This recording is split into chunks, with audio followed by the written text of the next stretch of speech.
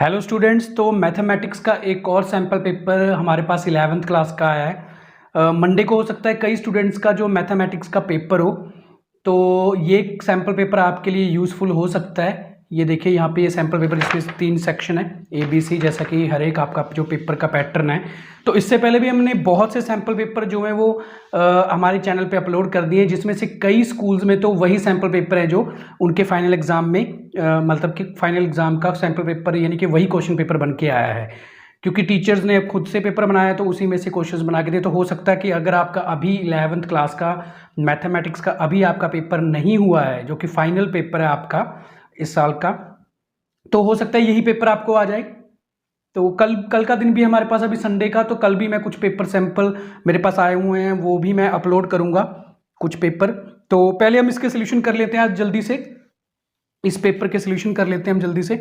तो हमारे पास जो फर्स्ट क्वेश्चन है, find the coefficient of x raise to power 5 in the x plus 3 raise to power 8। मतलब इस एक्सपेंशन में हमने x रेज टू पावर 5 का जो कोफिशिएंट है वो कैलकुलेट करना है।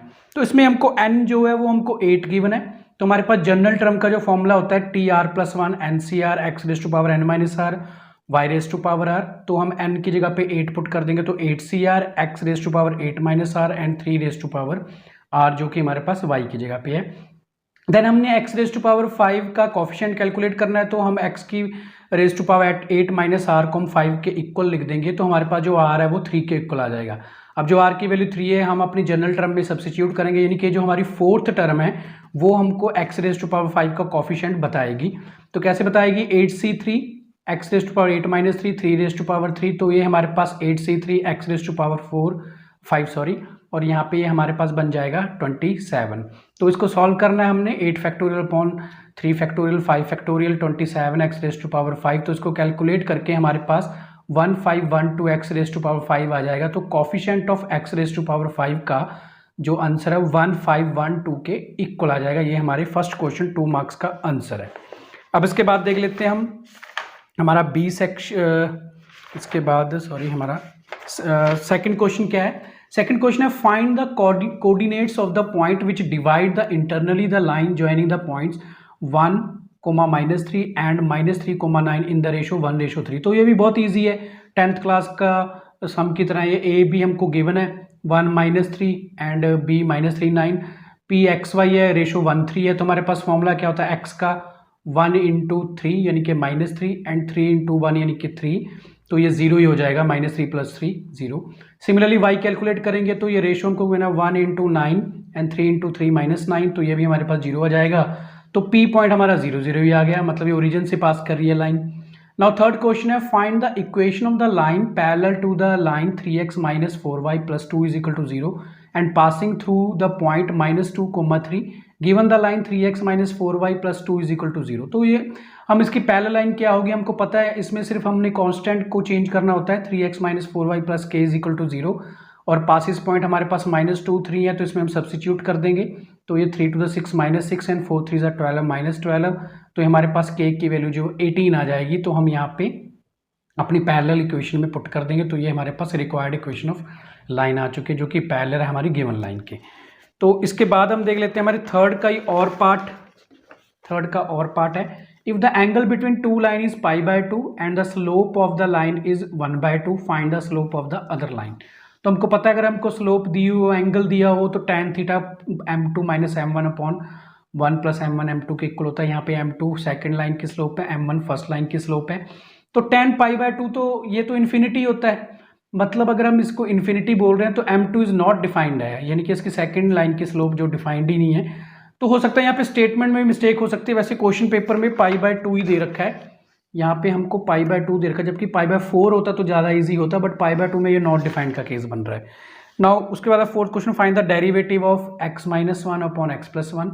तो इसमें हमको कोशेंट रूल लेना पड़ेगा, जिसमें हम इसको u एंड v मान के चलते हैं। Denominator square, now denominator as it is derivative of numerator minus numerator as it is derivative of denominator.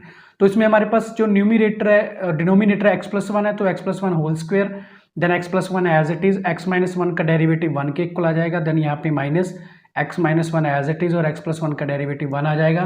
तो ये हमारे पास कैलकुलेट करके यहाँ पे साइन चेंज कर देंगे, -x+1 सॉल्व करके 2/x+1 होल स्क्वायर बन जाएगा। इसको हम अगर हम 2x+1 इनवर्स स्क्वायर लिख दें तो भी हमारा सही होगा, दोनों में से कुछ भी लिख सकते हैं। तो ये था हमारा फोर्थ क्वेश्चन। फोर्थ के बाद आ जाते हैं इसी का ही और पार्ट देख लेते हैं। फोर्थ क्वेश्चन का और पार्ट क्या है? फोर्थ के और पार्ट में हमने limit x approaches to 0 sin ax upon sin bx को कैलकुलेट करना है। तो हम एक फॉर्मूला जानते हैं, limit x approaches to 0 sin x upon x हमारा 1 के इक्वल होता है, ये हम जानते हैं। तो इसमें हमने क्या किया, पहले दोनों की लिमिट सेपरेट करके दोनों को x से डिवाइड कर दिया, देन फर्स्ट को a से मल्टीप्लाई और a से डिवाइड किया, सेकेंडली डिनोमिनेटर वाले साइन को b से मल्टीप्लाई b से डिवाइड किया, तो ये फैक्टर तो हमारा 1 बन गया, a अपॉन b हमारा जो इसमें आंसर आ गया, a अपॉन b इसमें आंसर आ जाता है। Find the coordinates of a focus axis of the parabola, the equation of the directrix and the length of the latus rectum of parabola y square is equal to 12x। तो हमको देखने से पता चल रहा है इसकी इक्वेशन से y, ये हमारा जो है राइट हैंडेड पैराबोला बन रहा है एक, y square is equal to जो 4ax के इक्वल होता है। तो पहले हम इसकी जनरल इक्वेशन के लिए 4a को 12 से कंपेयर करेंगे तो a की वैल्यू 3 आ जाती है। अब इसके फोकस क्या होता है, a0, तो 3 हमारा इसमें आंसर आ जाएगा क्योंकि 3 हमारा a की वैल्यू आई है। इसका एक्सिस होता है y is equal to 0, equation of directrix x is equal to -a के इक्वल होती है, तो x इज इक्वल टू -3 यानी कि x+3 इज इक्वल टू 0 बन जाएगा। लेंथ ऑफ लेटेस्ट रेक्टम इसमें 4a के इक्वल होता है, तो 4 × 3 12 के इक्वल आ जाएगा। तो ये था हमारा फिफ्थ क्वेश्चन का आंसर, जिसमें हमने राइट हैंडेड पैराबोला लिया और हमने जो चीज़ें फाइंड करनी थी, फोकस हमारा कैलकुलेट हो गया, एक्सिस हो गया, देन पैराबोला डायरेक्ट्रिक्स की इक्वेशन हो जाती है इसमें, और लेंथ ऑफ लेटेस्ट रेक्टम भी हो जाता है। नाउ उसके बाद हम देख लेते हैं हमारा नेक्स्ट क्वेश्चन नंबर 6 क्या है, 6th question.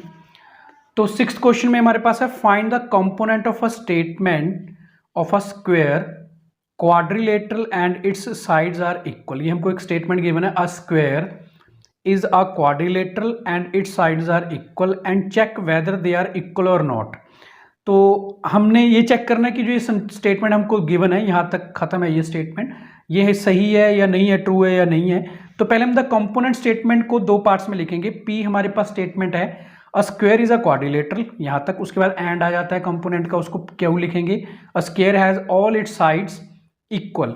The connecting words इसमें एंड है, we know that A is a square is a quadrilateral, P इसमें ट्रू हो जाता है, and square all its sides equal होती है तो क्यू भी ट्रू है। दोनों के बीच में एंड है, एंड मतलब कि एक तरह का मल्टीप्लिकेशन होती है, तो P एंड Q हमारे पास ट्रू आ जाएगा, यानी कि ये स्टेटमेंट हमारी फाइनली ट्रू हो जाएगी।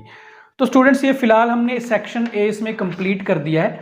वीडियो थोड़ी हमारी बड़ी हो जाती है, कोई बात नहीं। इसके बाद हम बी सेक्शन जो है इसके बाद अपलोड कर देंगे। कल का दिन भी हमारे पास संडे का, कुछ और सैंपल पेपर भी हमारे पास। तो हमारे चैनल के साथ आप बने रहिए और हमारे टेलीग्राम चैनल को भी ज्वाइन कर लीजिए, लिंक आपको डिस्क्रिप्शन में मिल जाएगा। और अपनी स्टडी को कंटिन्यू रखिए एग्जाम्स के लिए। All the best students and bye.